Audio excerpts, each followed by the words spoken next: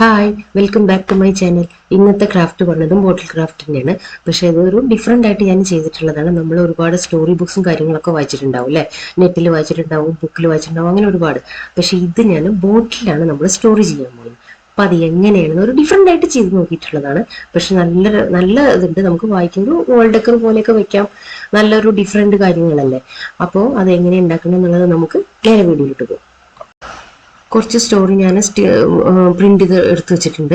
അത് നമ്മളിപ്പോൾ ബോട്ടിലെല്ലാം കഴുകി വൃത്തിയാക്കിയിട്ടുള്ള ബോട്ടിലാണ്. പിന്നെ അതിന്റെ സ്റ്റിക്കറുകളും കാര്യങ്ങളൊന്നും ഞാൻ കളഞ്ഞിട്ടില്ല. കാരണം എന്താ വെച്ചാൽ നമ്മൾ ഓൾറെഡി അതിൽ സ്റ്റിക്ക് ചെയ്യാൻ പോവാണല്ലോ, പെയിന്റ് ചെയ്യുന്നല്ലോ. അപ്പൊ അത് കാരണം കൊണ്ട് തന്നെ ഞാൻ അതിന്റെ പേപ്പറൊന്നും എടുത്തിട്ടുണ്ടായിരുന്നില്ല.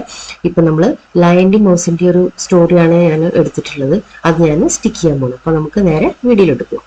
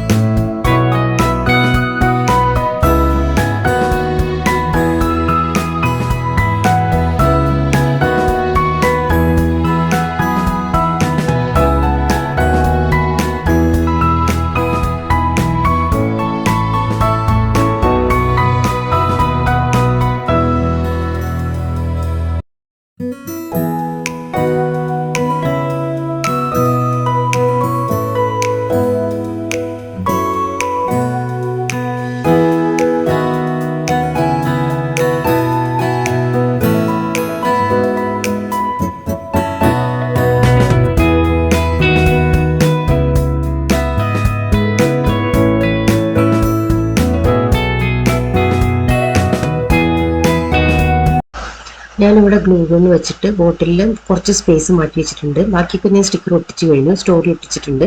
അപ്പോൾ കുറച്ച് നമുക്ക് കാടിന്റെ ലുക്ക് കിട്ടാം. കാരണം ഫോറസ്റ്റിന്റെ കഥയാണ് നമ്മൾ പറഞ്ഞത്. ഇപ്പോൾ ലയണിന്റെ കഥ എന്ന് പറയുമ്പോൾ തന്നെ അറിയാലോ, കാട്ടിലെ രാജാവിനെ കുറിച്ചുള്ള കഥയാണ്. അപ്പോൾ കാടിന്റെ ഒരു ലുക്ക് കിട്ടാൻ വേണ്ടിയിട്ട് ഞാൻ കുറച്ച് ഗ്ലൂ ഗൺ വെച്ചിട്ട് ഒരു കാടിന്റെ ലുക്കൊക്കെ ഉണ്ടാക്കിയിട്ടുണ്ട്. അതിൽ കുറച്ച് നമ്മൾ പെയിന്റ്, ആക്രിലിക് പെയിന്റ്, ഞാൻ ഗ്രീൻ കളറാണ് കൂടുതൽ. അപ്പോൾ ആ ഒരു മരത്തിന്റെ കളർ, അതിൻ്റെ ഒരു പച്ചപ്പ് കിട്ടുന്ന കാടിന്റെ ഒരു ലുക്ക് കിട്ടണമല്ലോ, അതിന് വേണ്ടിയിട്ട് ഗ്ലൂ ഗൺ വെച്ചിട്ട് നമ്മളൊന്ന് ചെയ്ത് കൊടുക്കുന്നുണ്ടേ. കണ്ട അതിന്റെ ഫൈനൽ ലുക്ക് വേണ്ട.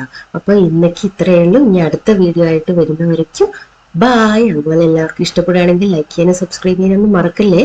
അപ്പോൾ ഓക്കെ.